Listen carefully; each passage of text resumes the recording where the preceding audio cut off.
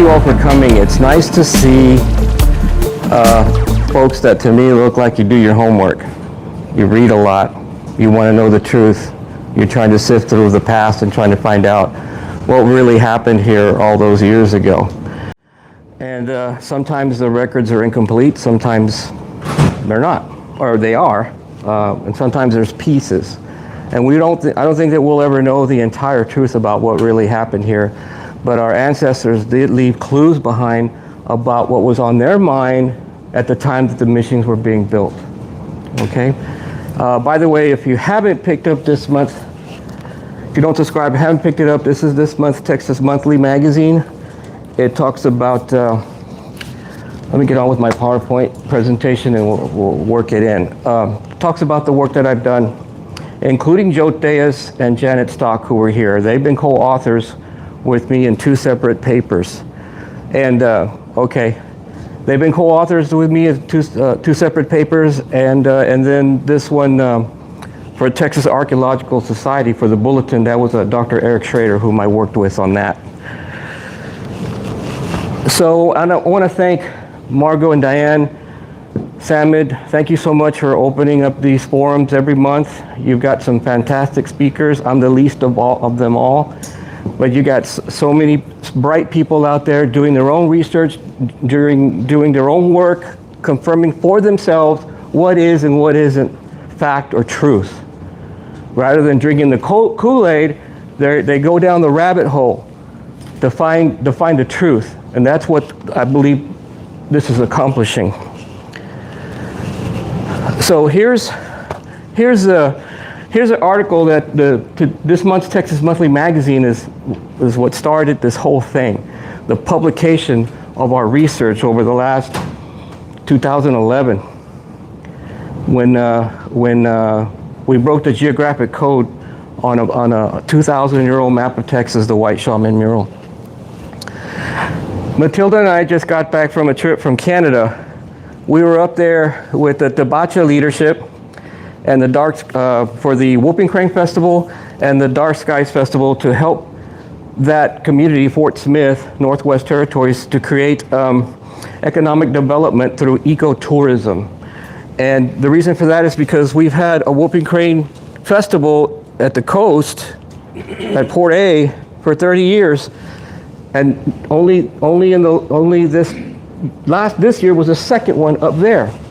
And it's really far away, folks, and the mosquitoes are big, you know, and they have to truck everything in. And so this is a home full 60% indigenous peoples that are hoping to further develop, you know, the area for a little bit more prosperity. And so here's the entire range of the whooping crane. It ain't gonna work.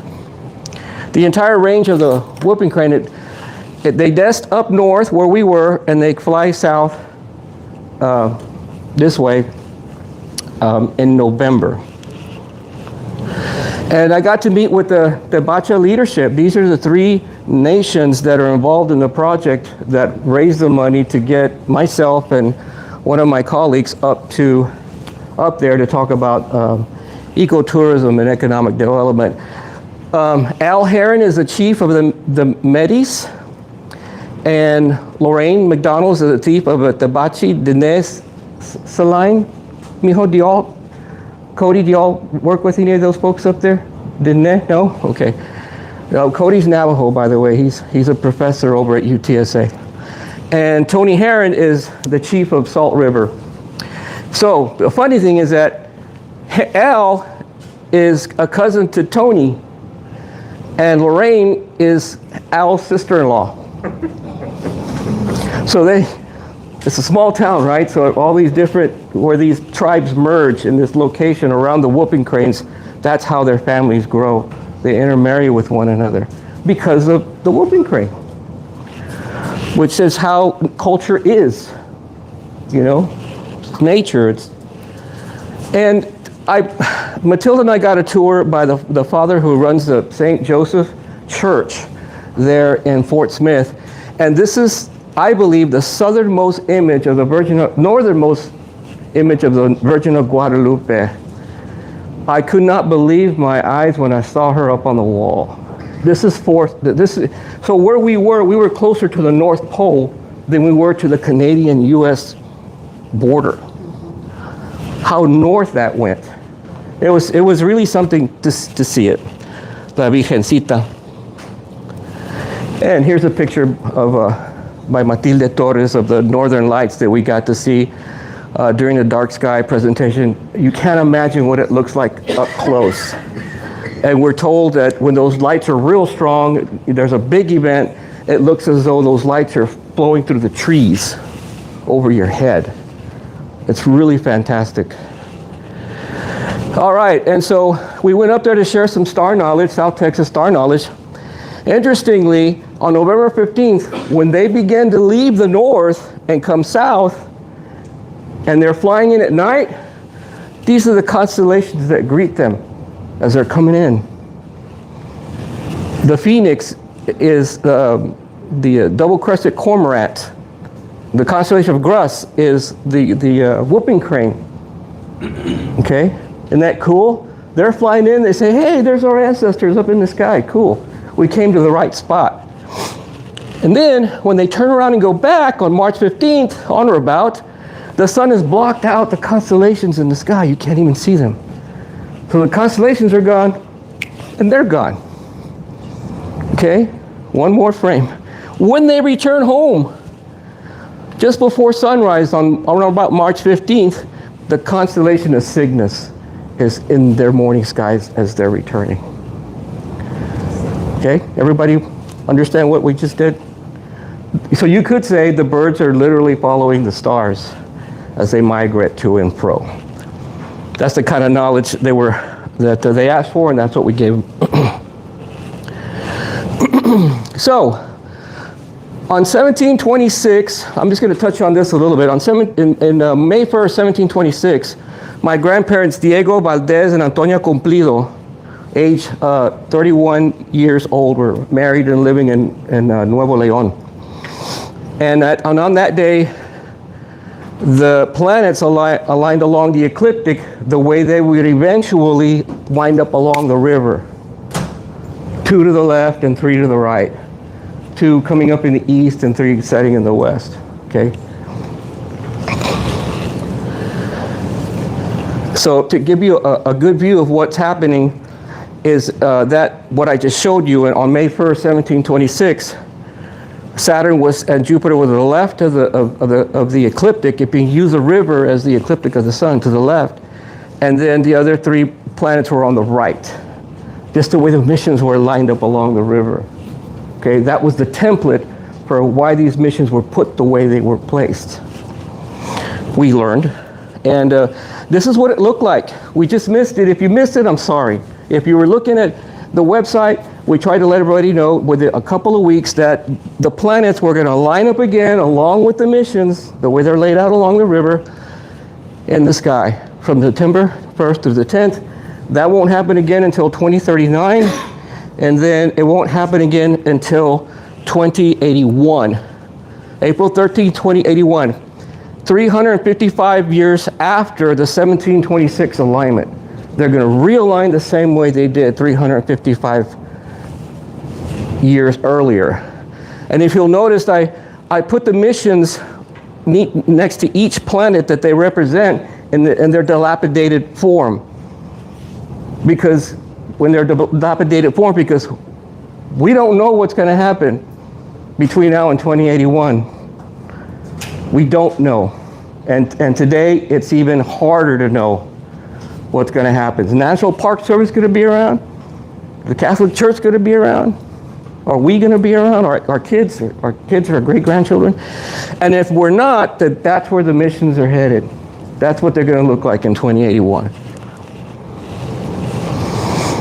All right. Man, I've been wanting to settle this one for a long time, this issue for a long time. This is a book, Janet. It's by T.N. Campbell, The Payaya Indians of Southern Texas. Tom Campbell? Huh? Tom Campbell? Yeah, Campbell. Yeah. It was written in 1975, and In this book, there's this conversation going on. In his diary, it says in 1691, he said that after leaving the Payaya settlement, a village on the river, his party of Spaniards traveled northeast to a stream that is now Cibolo Creek. And it's the boundary of, I think Comal and Bexar County. This appears, on their journey, he writes, this appears to receive some support in the fact that Mazinet was with a Christianized Pacpul Indian from northeastern Coahuila, who explained to the Payaya native, apparently in his own language, the significance of the mass performed in their village on the San Antonio River. Nobody really seems to know where that village is. Some people say it was upriver, some people say it was downriver, some people say it was at San Pedro Park. There's always been this debate about where Yanaguana actually is or what it really means, right? But we do know it's part of the Payaya people's dialect of the language of Coahuilteco. There were two words, Payayuya, which is come crudo, that he singles these two words out. Payaya, which would have been the tribe, and then Yanaguana. So the other word is Yanaguana, that he was looking at these two words to determine what dialect that belonged to and who were the people speaking it. Well, according to him, they were Coahuilteco, they were speaking Coahuilteco from Coahuila all the way up to Cibolo Creek. An entire region when the river was no border whatsoever to this language. Okay, so in his book he says, Yanaguana refers to either the San Antonio River at large or a specific location along the river within the present limits of the city of San Antonio. Okay, it's either the river from San Antonio all the way to the Gulf, or it's somewhere near downtown. Okay, more likely refers to the locale, and so this, whatever it is, it's more likely refers to where the Payaya settlement actually was, in Yanaguana. So here is Yanaguana, the river as it flows through Brackenridge Park. And if you know our work, you know that when we've been saying this for years, that Yanaguana is also a river in the sky, the constellation of Eridanus. Look at how identical those two are. Through the entire length of the park, from Hildebrand all the way the Whitty Museum all the way this way over to Avenue A or B. Which is it, Joe? Where the retention dam is? B? Avenue B? Okay. Okay. So, then what do we talk? There's a river in the sky similar to the river as it flows through Brackenridge Park. Then where was the village? It was at Brackenridge Park. Not at San Pedro Springs. And yes, it is the entire length. It can be the entire length of the San Antonio River because it empties at San Antonio Bay, right? Where the whooping cranes nest. There's another connection there to where we live and where the whooping cranes nest, and they go to Canada. Anyway, so probably everybody knows by now that Matilda and I are suing the city of San Antonio to protect the trees and the migratory birds at Brackenridge Park. And when we sat down with our attorneys, they too were having a hard time wrapping their heads around these cultural phenomena of stars and geography and all this other stuff, because it's stuff you've never heard of, right, Joe? It's not written, but it is in our ancestral historical record. So here is a graphic of Eridanus in the sky. I think that Starry Night graphic, Joe, is Canadian. I'm not sure. I think Alfred said that it was a Canadian group. But this is the graphic that when you pull up on your computer, their program, you pull it up, Eridanus, you click on Eridanus, it'll show you this graphic. And lo and behold, it's a river that flows this way, and there's a bird, and there's some dude in the water doing something, I don't know. And it goes on this way, and it ends right here at the star Achenar. That's the river in the sky. And this is the White Shaman mural, the image in the White Shaman mural. Okay? So yes, contrary to the to the debate that's taking place in this magazine today, the White Shaman mural is a map of the skies too, not just a map of Texas. Let me put that back again. So you imagine you're looking at a longhorn, the horns on his head, and one of them's kicked up this way. So there's this part, and then there's this deeper part here, and then it thins out here all the way to this point. Well, that's what's happening in the rock art. Next.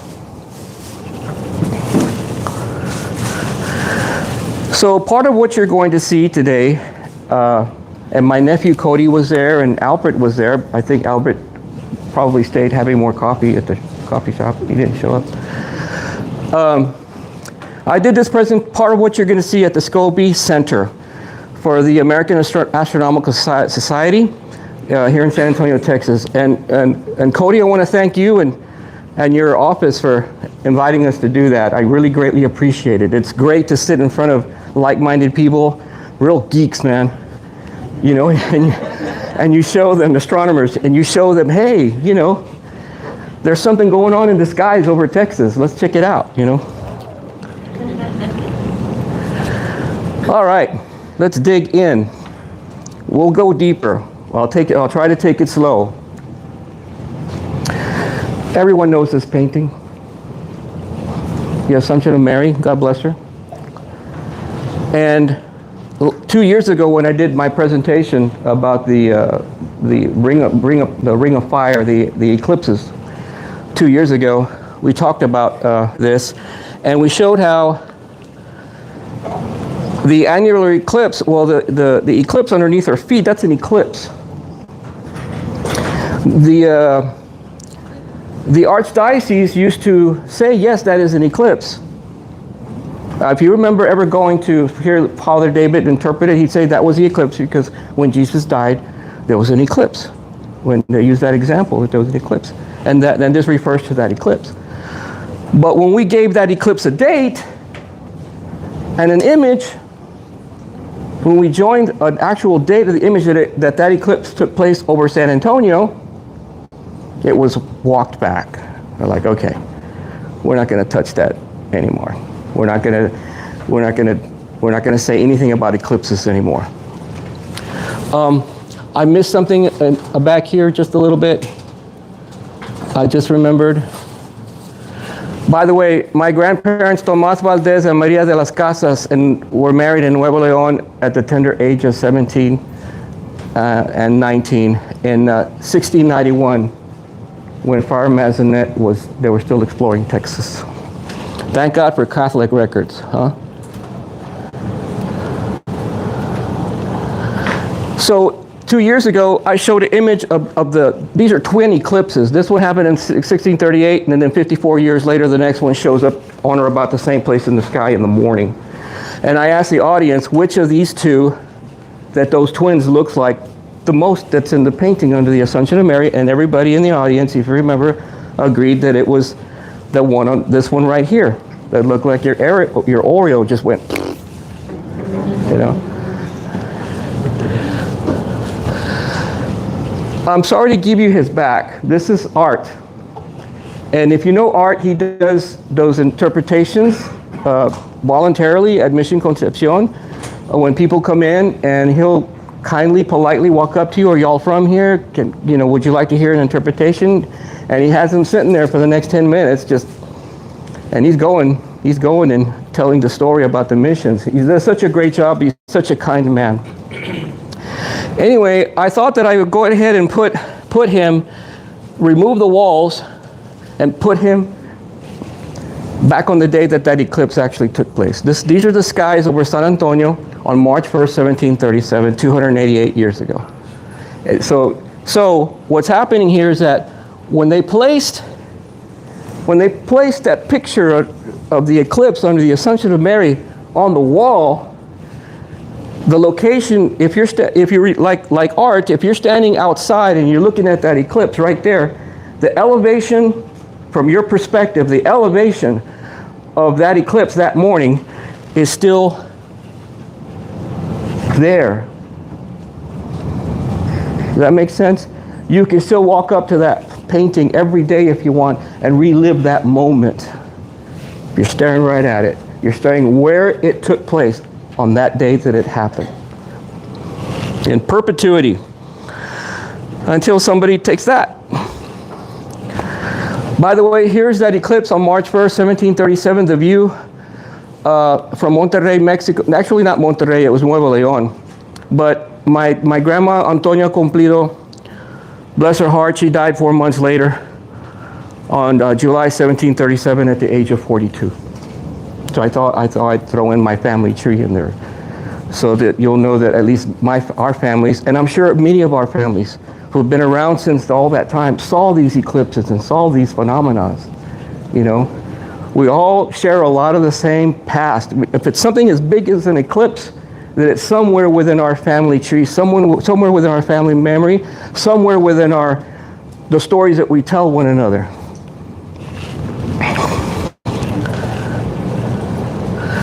Okay, we're going to dig a little deeper now. On March 1st, 1737, the day of that eclipse that I just got through talking about, this was the planetary alignment in the sky. Saturn, Mars, Venus, the eclipse, Mercury, and Jupiter. Okay, I boxed it in here in a straight line so that this is what the image looked like that morning. Mercury and Jupiter came up, the eclipse came up. And I've circled Mercury and Jupiter because they're very close to each other. Okay? So, what we've learned about the astronomy related to these missions is that there's something going on within these missions that predict eclipses. There's something going on.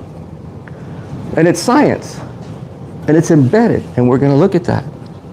So 100 years previous to 1737, the same planetary alignment took place on September 18th, 1636. 1636, missions hadn't even been settled here yet. But if you go back another couple of hundred years, 200 years, 80 years earlier, the same planetary alignment took place 280 years previous. And then a couple of hundred years later, you know,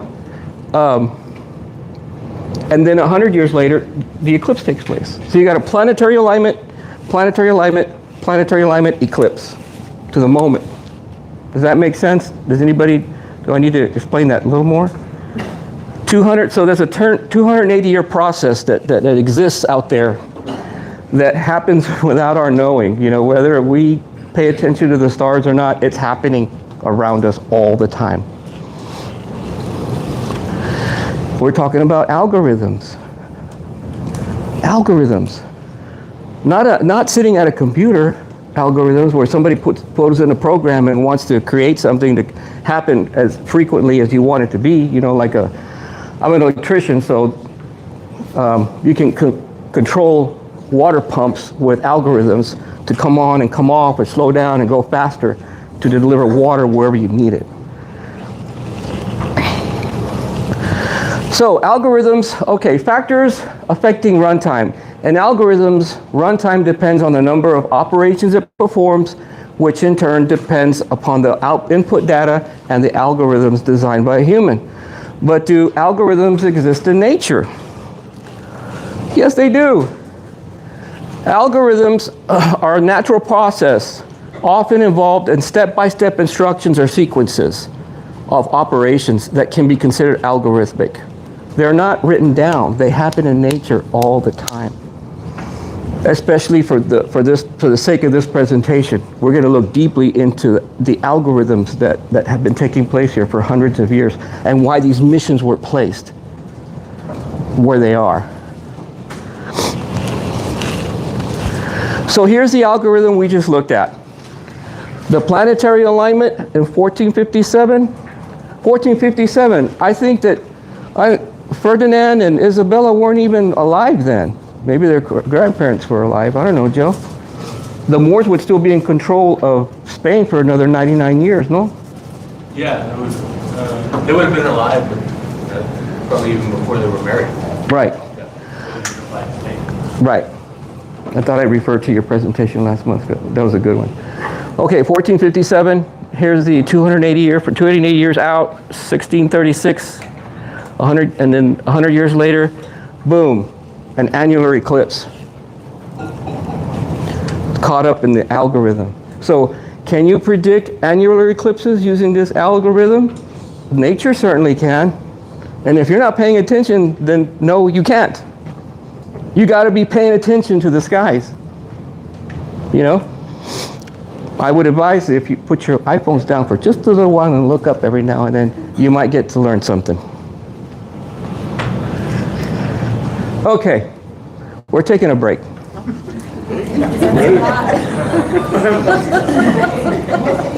Fried your brain already? Yes. Pastries and coffee and there's water. Can we get the lights turned up? So long as it's like red or black. Maybe the library may have one. But I'll need it in like a few minutes. Not right away. Okay. Algorithms. They exist in nature. And our ancestors were able to predict them at least, at the very least, the archaeological record. And I mean today's Western European archaeological record for at least 2,000 years.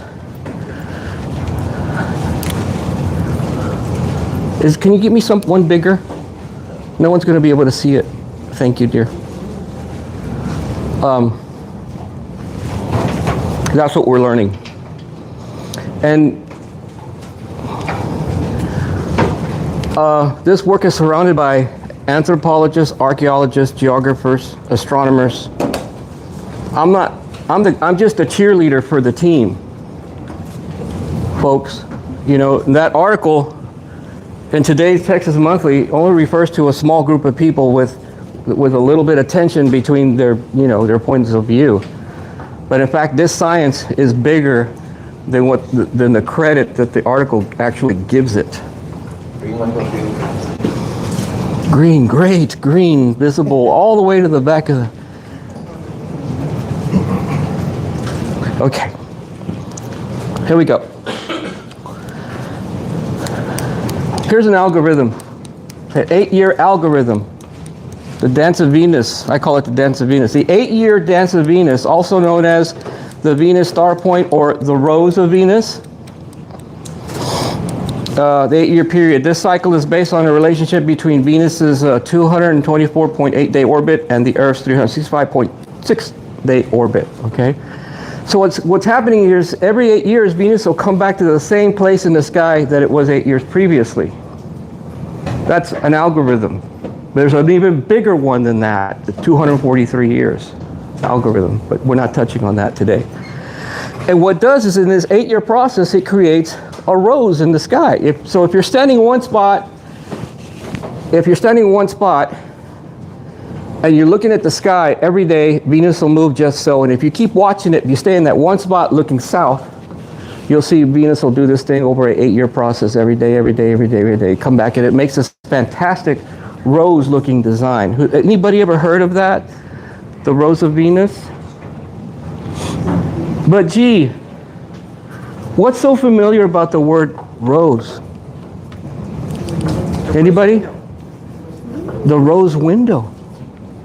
Remember I said if you stood and you look towards the south and you you can remove the sun from the sky. I do it all the time with my computer program.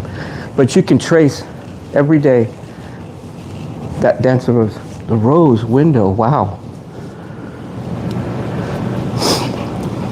Actually, that was my question. Does anybody? I get ahead of myself because I've been working on this for a year and I'm just really ready to get it behind me. You know what I mean? Have you ever had a day like that, Hefman? For a year too. Well, it's over, you know. Legends surround the rose window. The rose window in San Antonio is an ornate window located in the Mission San Jose. Although likely carved by a master craftsman Pedro Huizar around 1775, the window symbolism and sculpture remain a source of mystery. Well, we're going to take a look at that mystery. A little bit.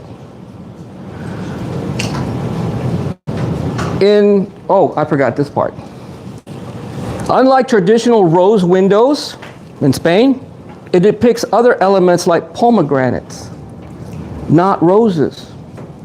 That's kind of a deviation from that Baroque style of architecture, no? Well, why not roses? Why did you come all the way to Texas to change your style and put pomegranates up on the wall instead of roses? I don't know, Joe. Maybe next year you can tell us about it.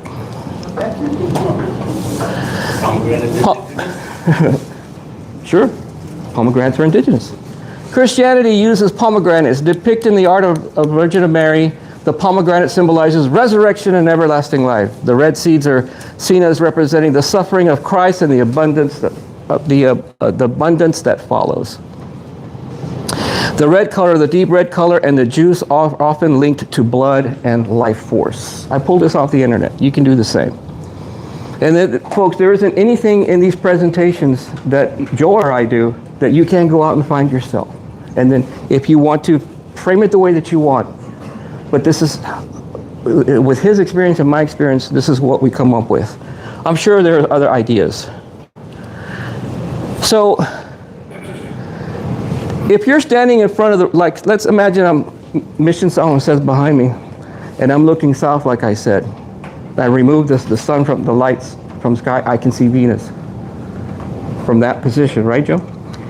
And Venus, if you stand in front of the rose for 8 years every day, and you follow Venus's dance, you don't have to look this way or that way or look behind you. You're staring right south at the skies. Well, the rose window is pointing southwesterly just slightly because the Mission San Jose is slightly askew to the right. It's not perfectly east and west. But if you're standing in front of that window and you do what I said, or not because I said it, but if you take my suggestion, if you're standing in front of that window, lo and behold, you will see Venus's 8-year dance right in front of you every day. It won't disappear. I mean, it'll come back again. By the way, the window is divided in 8 parts. 8-year dance. Rose of Venus divided in 8 parts. The corners are 1, 2, 3, 4, one way. The from top to bottom here and directly across. Divided by 8. Isn't that strange, Dr. Saldana? Who'd have thunk? Well, what does the number 8 mean? In Christianity, the 8-pointed star can be symbolized of the birth or resurrection. The 8-pointed Armenian star represents Christ and his divinity. In Islam, it is known as the seal of Solomon. In Native American, the 8-pointed star can be associated with the morning star, Venus. In Mesopotamia, the 8-pointed star can be associated with the goddess Inanna, Ishtar representing love, fertility, and warfare. By the way, if you saw the movie Ishtar, you know it was really bad. Anyway, y'all get that? So you can look at it through the religious Christian point of view, or you can look at it through the indigenous point of view, or the scientific point of view. You know, but you're looking at the same. The interpretation all over the world is generally the same. All right, we're going to go deeper down the rabbit hole. This is the ecliptic of the sun, and it's hard to explain what the ecliptic of the sun actually is. But imagine if the sun rode on railroad tracks in the shape of a figure 8 throughout the entire year. That's the ecliptic of the sun's path, the sun's railroad tracks in the sky. As it, we go from season to season. Okay? So I'm setting you up for what we're gonna look at next. Okay, I'm gonna stand over here, Matilda, like you asked, for just a moment.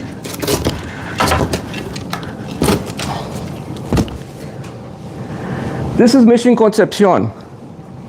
The location we're looking at is up and to the left of the front doors at Mission Concepcion. Okay, that's number one.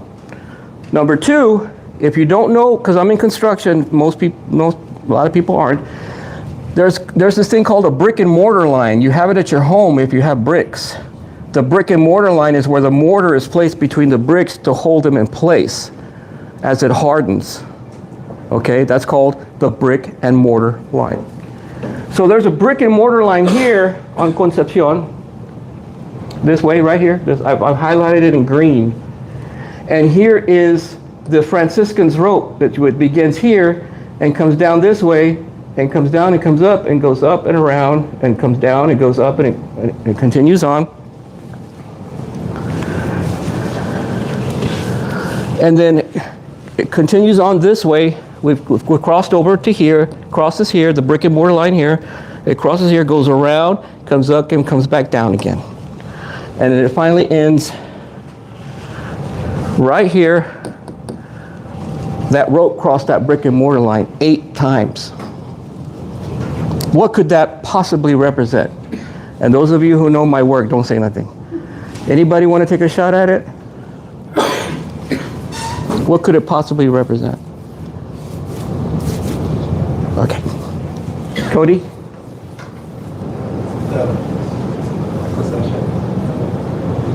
That's a good one. That's a good answer. Procession.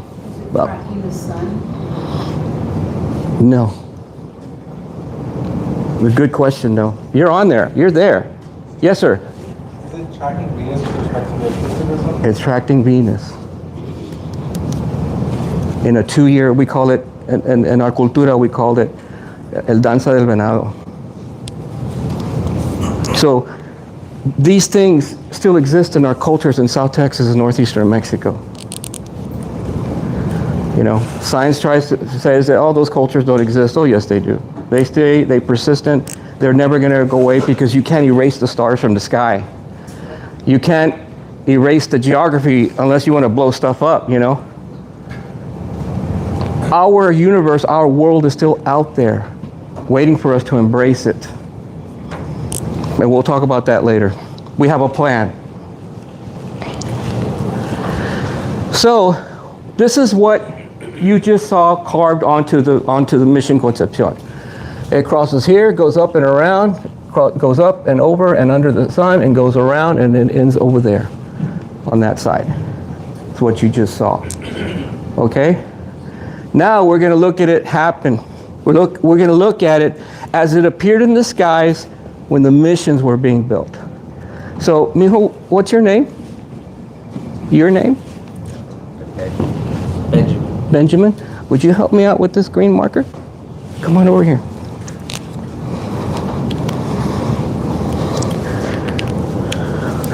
One day this will be taught in school. Benjamin, as I show the program to everybody in the audience, would you follow along when this rope crosses this line right here? See the brick and mortar line right here? Yes. There's a line. When it crosses the brick and mortar line, will you just go like put a little arrow? And I'll tell you when. Okay? You want the light on for a moment? No? It is my honor and my privilege to be here with you guys to share this. Where did it go?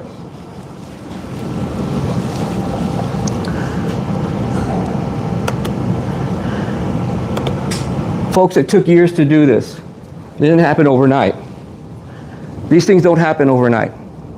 It takes years and years and years and a lot of cracking your skull to make sure that you understand what you're looking at and that it's happening, and if you don't believe it, it's true. You see it in front of you and you don't want to believe it, or you don't think you think you're making it up, or you think you're trying to shame or force your thinking into what's happening in reality. There's nothing greater than that reality check when you finally understand what it is, what happened here 300 years ago, you get this reality check that not everything out there has been written. A lot of it is missing, and most of it that's missing belongs to the people. Okay, mijo, we're gonna go to the first crossing.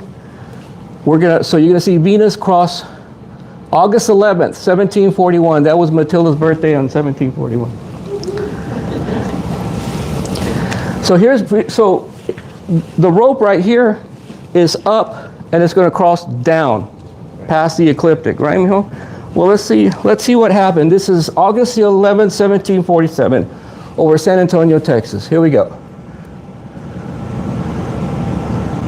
Okay, so it crossed down. Go ahead and put an arrow right across where it crossed. Yeah. Okay, stop right there. Now what it does, according to Mission Concepcion, is it goes down and comes back up again. Right, mijo? You don't have to mark it now, but is that what you see? It goes down, it goes down. It goes down right here and comes up. Yeah. Okay. I'll tell you when to mark it, while us grown-ups watch it. So I'm going to back up. Here's your first crossing here. Okay, that's the first crossing. Here comes the second one. It's going to come up and cross. Okay, see, it came up and crossed. Go ahead and mark where it came up and crossed. On the ecliptic. This is the ecliptic right here.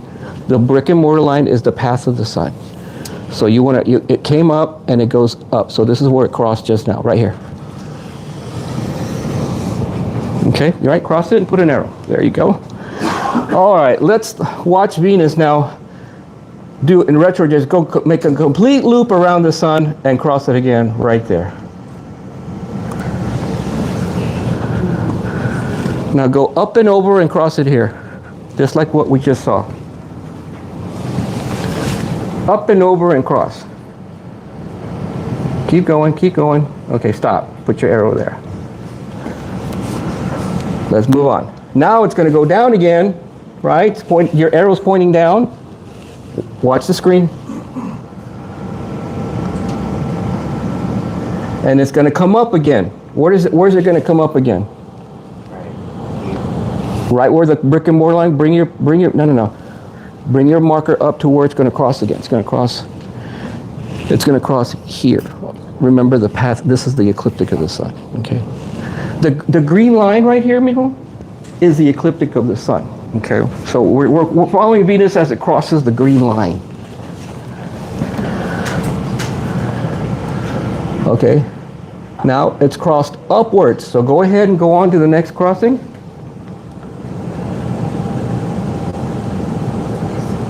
Stop right there. And then it's going to cross, it suddenly just comes down again, doesn't it? Okay, well here it is. Crossing suddenly down again, right there. Go ahead and mark it right where it crossed again. Okay, put an arrow. Okay. Now, if you're an astronomer, you needed a device to be able to see Venus, or this program to see Venus so close to the sun. But it suddenly disappears behind this symbol here, as if it were too close to be seen. So we're here, may I? We've come this far right here. Now we're going to cross over here. So then when I tell you to mark it again, mark it right there. Okay, we're going to watch it happen. Okay, it's going to go past around the sun. It's going to cross to the left of the sun right there. Okay, mijo. Okay, stop. Put an arrow. Now I'm going to move my screen a little bit to help accommodate. Now Venus is down. And Venus is going to come down and cross at the way at the bottom down there on that. Like right here. It's going to cross here next, right there. So get ready. Okay, folks. There it goes. Just like it's carved onto the Concepcion. It crosses right there. Go ahead and put your line now. Okay, put an arrow right there. And then it's going to go up and over. It's going to go up and over the sun. Right there. Okay, follow over to the next crossing. Follow it. So go up, go around, keep going. Whee! Go up, follow, find the rope.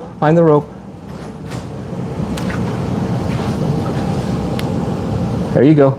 Get back on track. You're going to cause the world to come to an end. Okay, there's your crossing. Oops.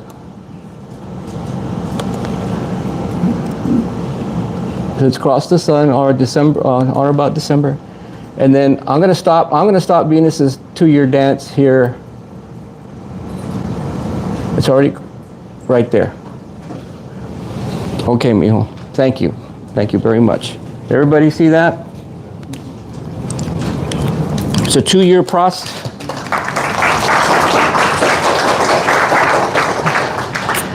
Thank you, Deborah. I'm going to end it on this day. Can anybody see what's important about why I may have ended Venus's 2-year dance around the sun on this day? Can anybody see something interesting in the screen? Day. Huh? The day, well, yeah, the sun's in the Milky Way, right? Winter solstice. I'm sorry? Is it the completion of the mission? You know, that's a great question. I don't have an answer. It takes somebody who digs a little deeper about the construction about these missions to answer that question. But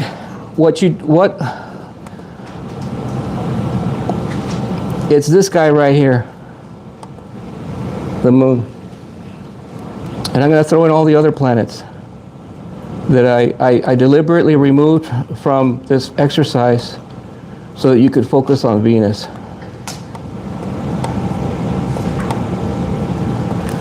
December 15, 1743. Mars, the Sun, the Moon, Mercury, Venus, Jupiter, Saturn. At the end of the 2-year dance, right? So they carved this 2-year dance onto the mission. And at the end of that dance, with a new moon, you have this planetary alignment. You with me? Everybody? Planetary alignment on December 15, 1743.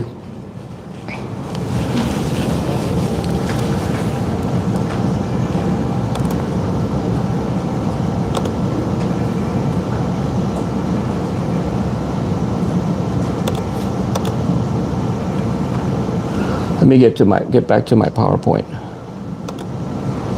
Okay. I was supposed to tell you we're going to look at starry nights now, and but once again I jumped ahead of myself.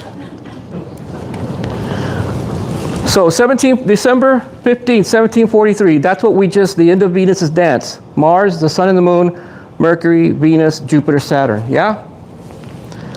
Add 280 years to that. Add 280 years. The algorithm. Attach the algorithm, the 280 algorithm, to what you just saw they carved on the wall. Does anybody what happened 280 years later in 2023? The alignment that just happened. Because didn't the planets just recently align? Yeah, but if you add 280 years to 17, yeah. The eclipse.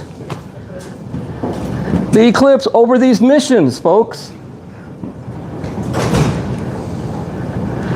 Did the Spanish do that? Did the Franciscans do that? One official, I'm not going to say what organization they're with or who they are. Well, how do you know the Franciscans didn't bring that with them when they came here? So, and Joe, what's the answer? Remember, you looked it up? Yeah, the answer is that the Franciscans were not considered to be the scholars, say, of the Jesuits. They were here to propagate the faith. They were anything but scientists. They were to be humble and devoted to the cause, yeah. to the mission To the mission, that yes. they had been sent on. That's right. But the Jesuits were the scientists. The Jesuits were the Franciscans. The response to the person who asked me that question was no. The Franciscans didn't do science like that. They were supposed to humble themselves to the mission and the people. It was the Jesuits that had that information back in Europe. So I thought that was a good comeback. But I didn't. But to be honest, I didn't expect that kind of question. So what happened? October 14th, 2023, we had an annular eclipse. And there's your alignment. Mars, the Sun and the Moon, Mercury, Venus, Jupiter, and Saturn. 280 years later. There's your algorithm. There's your eclipse over these missions. So if we if we go back 100 years, let's look at the algorithm. If you go back 100 years like we did previously, there's the same planetary alignment. Mars, the Sun and the Moon, Mercury, Venus, Jupiter, and Saturn. You go back 280 years, back to December 15, 1743, there it is. Like we saw Mars, the Sun and the Moon, Mercury, Venus, Jupiter, Saturn. That means our ancestors were tracking these annular eclipses over this location. And we'll get deeper into a little bit more deeper into that to take a finer look at what it is that we're seeing. So, 12 days after the annular eclipse, on October 26th of 2023, the planets lined up along the ecliptic, once again, the way the missions were laid out along the river. Strange how they're only 12 days apart. You have an eclipse coming over San Antonio, the missions, and then 12 days later, the planets line up along with the missions. That's wild, man. That is so out of this world. I'm glad that our ancestors knew that before the kind of technology we have today. They knew that stuff before Starry Nights, before NOAA's solar calculator, before NASA 5,280-year catalog of eclipses, lunar and solar. It was already existed here, and they embedded it in these missions so that their world wouldn't be forgotten. So I think Joe will agree with this. I didn't check with him first, but okay. Sorry about that, Joe.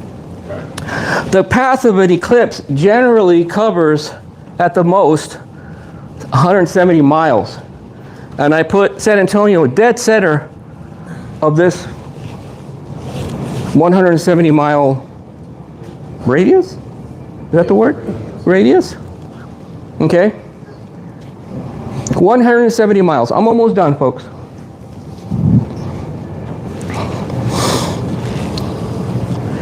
And in that radius, you had 1, 2, 3, 4, 5, 6, 7 annular eclipses over this region. From the time that the Spanish arrived in this area to the time that the missions were built and beyond. Okay? Now, that's a span of 350 years, folks. Add the algorithm to the first one, so 280 years, right, before this one. Add 280 to this, and you have to go back 1673 minus 280, right? You're subtracting because you're predicting this eclipse. You have to go back to 1393. 630 years worth of math before these missions were, from today back, 630 years of mathematics and algorithms involved into the building of these missions. Why do I do this? I'm just stepping into this chair. Everybody understand? You have a 280-year algorithm that predicts the eclipse in 1673, and then all the other subsequent eclipses that took place directly over the city of San Antonio, over these missions. I've tried looking for this cluster, this sweet spot, in other places in the world. I've gone to China and looked for the same patterns. I've gone to Australia and looked for the same pattern. Hawaii, Hawaii is just this, Hawaii is small, I don't know if the Hawaiian Islands are that big, 170, maybe Maybe a couple of them. couple of them, right? I can't find it anywhere. Can't find it anywhere. It's a super unique thing, which makes the missions even that much more special. And our ancestors' work. So, to be fair, to be conservative and fair, to be conservative and fair. If you had 630 years worth of mathematics predicting these eclipses, you had to have done your homework for the previous 630 years, right? Wouldn't that be fair? Conservatively fair? Yeah, I think so. That means if you did your homework predicting these eclipses, you started calculating these eclipses 1,260 years ago. In the year 763.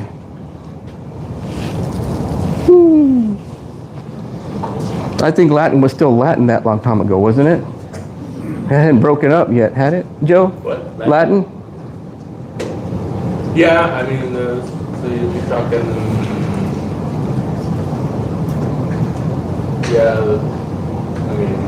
the feudal period in Europe and things like that. Yeah.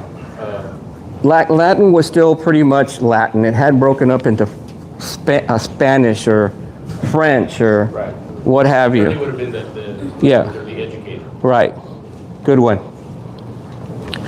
All you have to do, if you go back that far, 1,260 years, all you have to do is go back a few more years earlier than that date, and you have a total eclipse over San Antonio in the year 736. All I had to do was go back I think it was 27 years, I think. And there's a total eclipse over San Antonio. So yes, they did start 1,260 years ago with this eclipse over San Antonio. That was the beginning of everything that would happen for the next 1,260 years in this spot over our skies. So we have a lot to look forward to. We've got an eclipse within the same radius in 2056, another one in 2077, annular eclipse. And then here's the twin of the one that happened in April last year. Remember it happened this way? Going this way? The total eclipse in April last year? Here's its twin, 2078. Not quite next to the other one, but still you'll be able to travel to Brownsville in 2078 and see it. 2078. Okay? Thank you all very much for listening. Can we turn the lights up? I'm getting claustrophobic here. Does anybody have questions? Yes, ma'am. Gary, I was wondering if you have looked into like Cahokia Mounds here in the border of Illinois, if you did anything similar as far as aligning the pyramids there? I've got a great answer. It's an indirect answer, but I'll imagine there's a giant circle. And I'm talking about the supercultures, right? The cultures that disappeared during the Younger Dryas period. Okay? You've got Cahokia, follow me along with me. Cahokia, you got the pyramids in Atlanta. You come this way, you cross the Gulf of Mexico over to the Perida. You come up this way to Mexico City and keep going up this way through western United States. A few other sacred spaces, all the way up to the top again.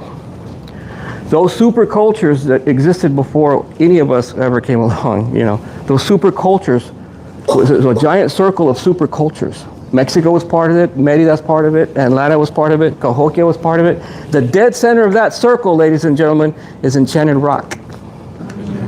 Yes. We live on one slice of that pie. Within one, Mesoamerica exists within that slice of that pie, of that circle. Yes, sir. Do we know the date of the painting, of your section of the version, when that painting was made? You know what? I believe that help me here, Joe, the pedigree or the provenance is supposed to be like the 1690s? 1690s. So it would have been contemporary with the friars that were still here. Well, they're coming in, and then, you don't forget big dates like, oh, there was this annular eclipse like 20 years ago. Were you there? There's no artist, or it's not like it came from Querétaro or something like that. Right. We believe it to be produced locally. Right. We believe. There's no real provenance for it. Right. And the other thing is. Although the first mission here was in 1718, which was the Alamo, Alamo, so this was right. before. This would have been before the Alamo. Right. But, yeah. But the thing is that, you had, Juan Bautista, or on the river, there were other places that work could have been done and Sure. transported up. And Sure. the the one thing I will throw in, talking about artifacts and art, is recently I went to the Capilla de Milagros. How many people know it? Capilla de Milagros, anybody been there? He's been there? Yeah. It's a privately owned chapel, a remnant ranch chapel, and when you go in, the crucifix is dark brown. The crucified Christ is dark brown, and it's, some people conjecture that it's actually made from hide, and so it is aged. The hair is real. It has a metal crown of thorns, and the family, it's owned by the Jimenez family, who own the ranch. I go there weekly. Been there, right?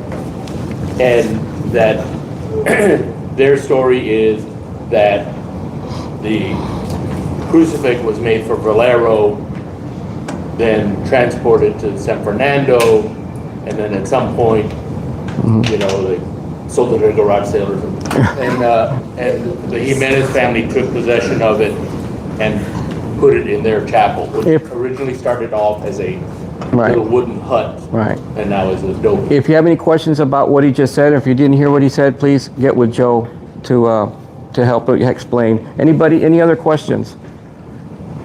Yes, sir, Wade. Yeah. The indigenous people, I assume they were a coherent society to develop this astrological information and just repeat it or teach succeeding generations.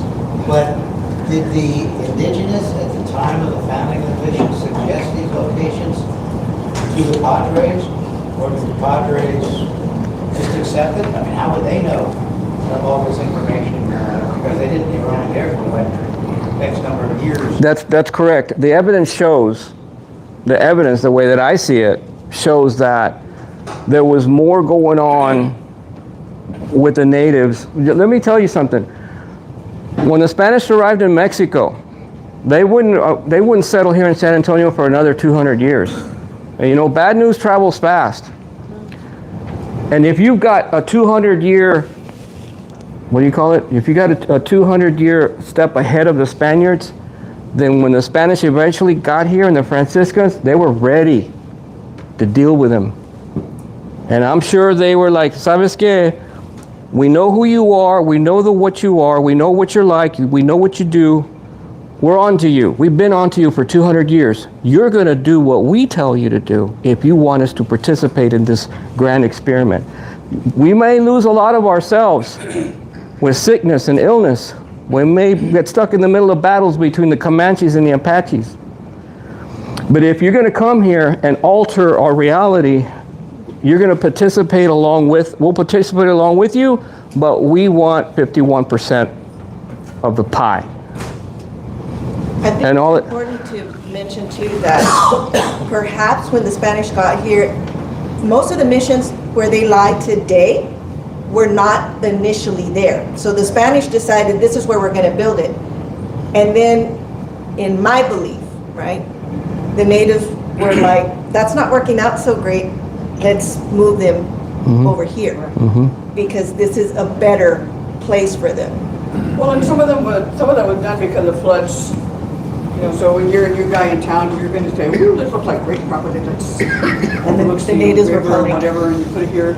And then the first flood comes, and natives are saying, "See, this is why you should put it over here."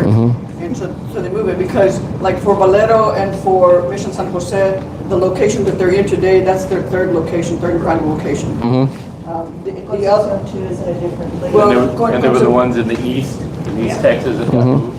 Yeah.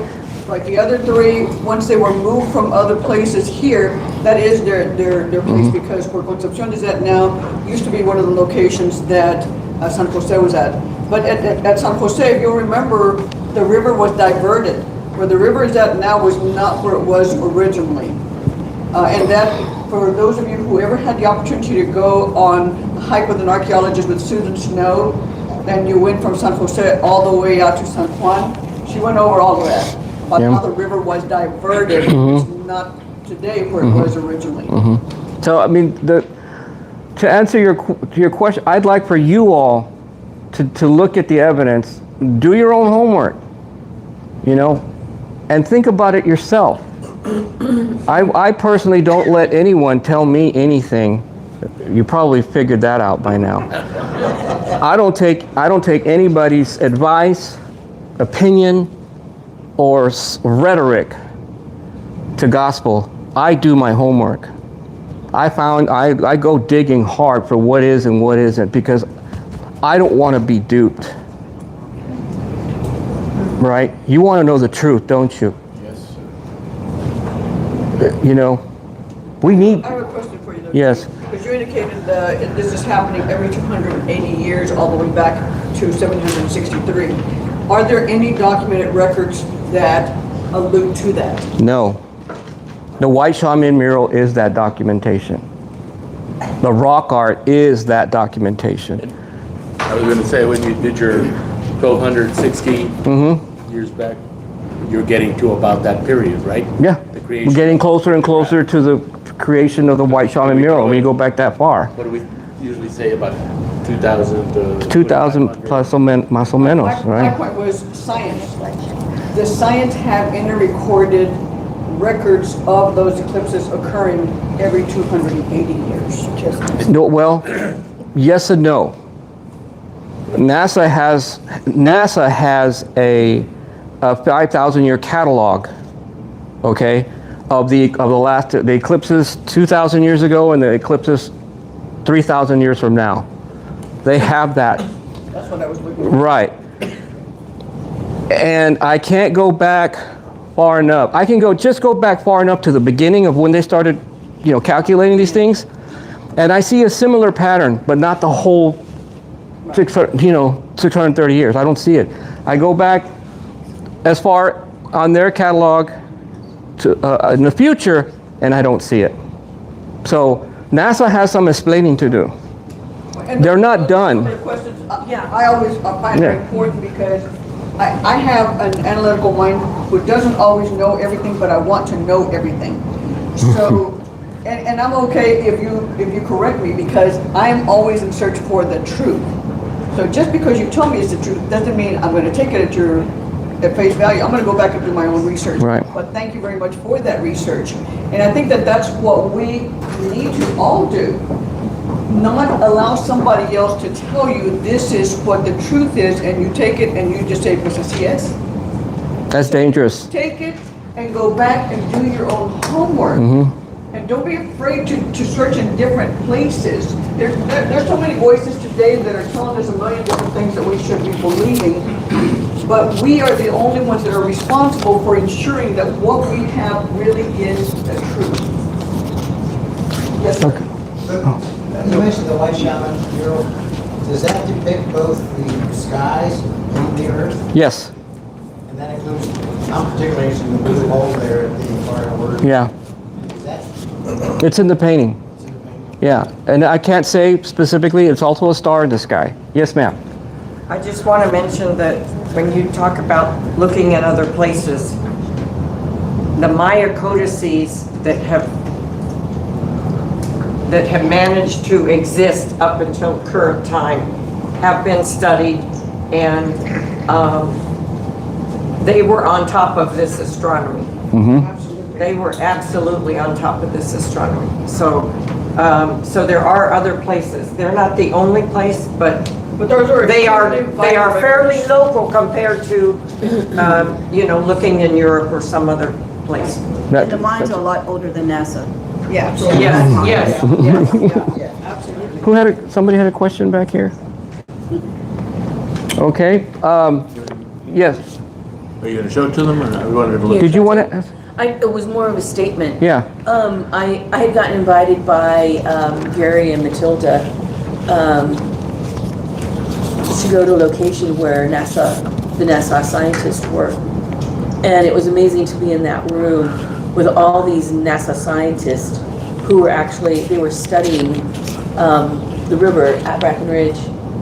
And then to have them come forward and sponsor more studies there was amazing. So if NASA is paying this much attention, they don't pay attention to everybody. All of us can have scientific discoveries, and for them to pay attention, there's something here. We all need to do more. Thank you very much for mentioning that, because it gives me permission. It's 35. To hang on, let me look at this real quick. Okay, this is out of the magazine. Perez began working with Daniela Scalise, the Education Communications Lead for NASA's Astrobiology Department, to create educational materials for school children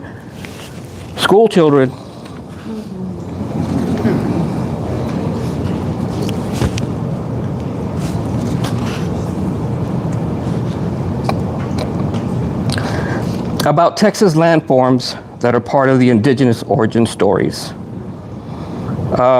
The project, I have to say, this project is no longer affiliated with NASA. Why? Anybody tell me why? The cuts. DEI.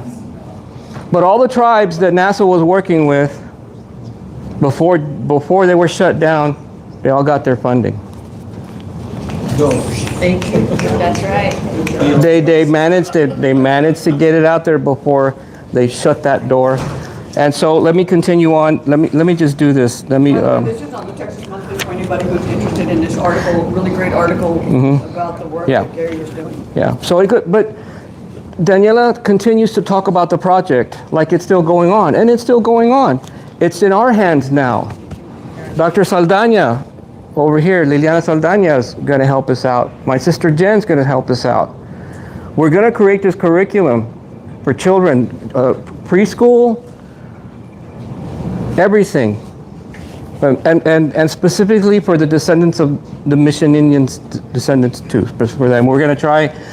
I don't know how long it's going to take, Jen. Maybe you can shine a light on how quickly some of this could get into the Harlandale School District, or, we don't know. Is that a hard one? Well, what I'll say is this: you mentioned Dr. Saldaña, and so Dr. Saldaña doesn't know everything yet about my planning, but she has some funding that I'll be applying to in the spring. See? The Urban Birth Project. Yes, through the Urban Birth Project, and I'm going to align that funding with this project to hopefully start cycling out the first phase of the curriculum. Woohoo! So It's about time that the ancestors' knowledge get acknowledged. Amen. Just because they didn't write in books doesn't mean that they didn't discover these things and that they didn't know all of these things. yeah, We're being hush-hush. yeah. Yes, we can't let people say, oh, well, is it written in a scientific journal? Then it didn't exist and it didn't happen. That we have to all fight that. Yeah, they're in the because rock that's art everywhere that that's you right. look all over the United States. Those are our books. I will also say that the Texas State Board of Education recently knocked down the efforts to be able to continue to do this. That does not mean that it is a done deal. Right. I tell people all the time, your voice can make a difference. If we all rely on somebody else to do it, nothing will ever get done. Our history is important. It's important for us to be able to disseminate it not just to the descendants, but to the state of Texas and anywhere else. So it's really important, if you disagree with the decisions that are being made, we all have elected officials to reach out to. It is so easy to reach out to them. You can do it online on their web pages. You can call them, make a phone call. You're going to talk to some random person, but they are required to take down that information and pass that on to your representative. But please, don't whine and gripe and complain here amongst yourself and then go out and do nothing. Please, because we can accomplish so much if we each do our own part. Yes, ma'am. Just real quick, like he says, part of that homework is to make your own observations. You know, your own observations means, you know, this dance of Venus. If anybody makes those observations, Venus is in the evening and in the morning. Start with that. Do your count. You know, right now we still see Venus in the morning. In a few months, you're not going to see it in the morning. Where does it go? So again, that's part of your own observations. That's how I began. That's how I was able to understand Gary's work, because I was out there physically just about every night making those observations, because that's what our ancestors did, is make those observations. Woke up with, you know, they would wake up with that sunrise, they would sleep with that sunset, you know, same thing with that moonrise, same thing with that moonset, you know, Venus, you know, these are the ancestors. And this is the way you're going to take into consideration the work that was embedded in these missions, and we can understand and get back in those ways. Let me thank you for, that's a nice little segue. By the way, we're in the middle of that 2-year dance right now. It happens every 8 years without failure since the missions were built. So this is last year across, I don't remember, it's August, and it came up this, it just crossed here. I'm going to show it to you right here. It just crossed right here, up it, and then it's about to go down close to the sun again, right there, right here. So this rope on this building is in time with what we're living within the city of Santa, or the state of Texas anyway. Okay? Every 8 years, you can track Venus along this rope. And it's exactly where the rope says it's going to be. And it crosses the ecliptic exactly where the rope says it's going to cross it. That's live, man. Yes, sir. Is there an art history representation of what the cord is supposed to represent in relationship to the Franciscan friars, and also the significance of the knots along it? I'm curious. Oh. It's their belt, and the knots are, there's 5 knots to depict the 5 wounds of Christ, and they're shown in the symbol that Gary showed as the sun. Venus moved behind the sun. Yeah. So, Why could I totally what he just said, but some of the things that, yes, that's a great question. The knots are there, just like he said, and they have meaning, indigenous meaning too, but I'm not at liberty to say what it is. So what he's saying is you'll have dual meanings. You'll have the churches that will come with its own meaning on the symbolism of this particular part there at Mission Concepcion, and then the indigenous have their own meaning behind this. So it's not like one is right and the other one is wrong. Both of those are right. You're such a diplomat. Depending on who you're talking to. I don't like you. Depending on who you're talking to.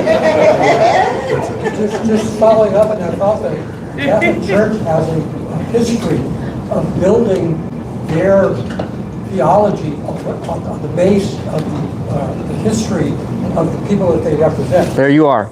So there you go. It could well be the two coexist. And you're absolutely correct, and please forgive me because I'm not trying to be offensive to anybody whatsoever.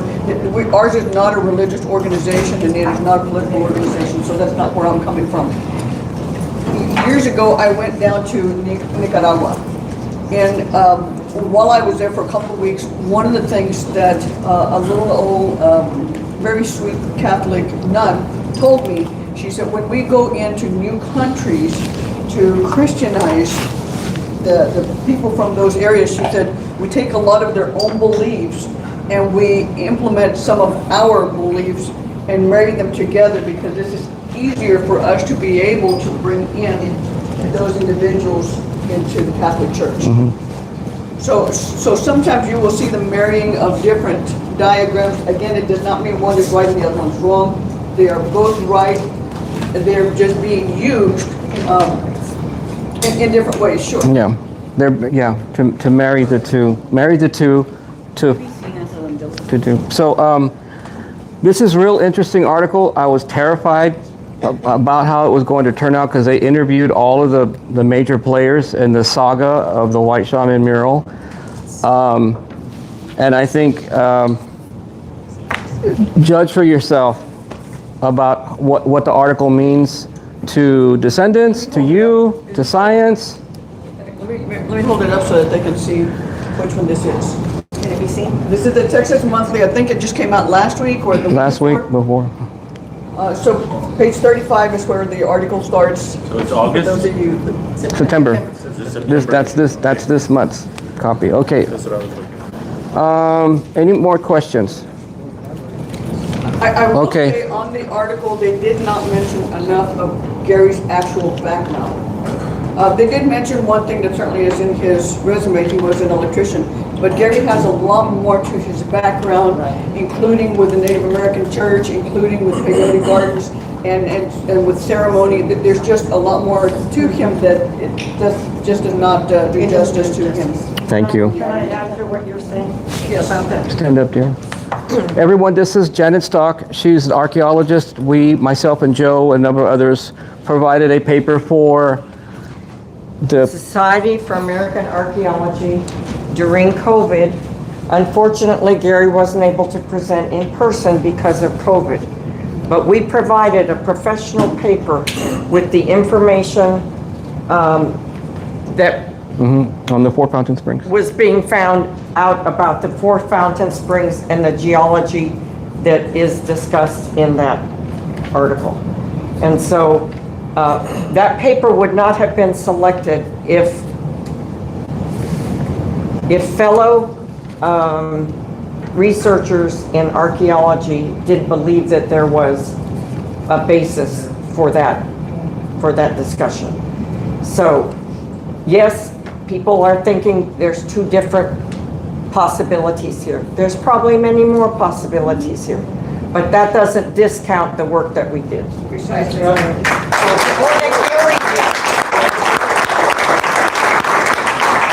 Okay.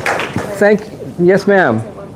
Yes, ma'am. Kind of on the heels of that, because I wrote We do this need to talk down. a little bit louder. You're very I soft-spoken. wanted just to make a statement on the heels of what you just said, because I wrote this down and I really appreciated it. You said, frame it the way that you want. And I thought that was really important, because there are multiple ways to think about it. So I really appreciated that statement. As long as it's based on science and fact, frame it the way you want it, because that doesn't change the science. Doesn't change it. The foundation of our cultures, all indigenous cultures all over the world are founded on math, science, geography, geology, astronomy. And it's all attached to storytelling and ceremony. And that's, by the way, because I was the keeper of the gardens, peyote gardens, for 12 years and raised in the peyote culture with curanderismo and grandmas and all that other stuff, I had the front row seat to that world. From the time I was a child, cuando me curaban de susto, they would cure me from shock, You're fed peyote, man.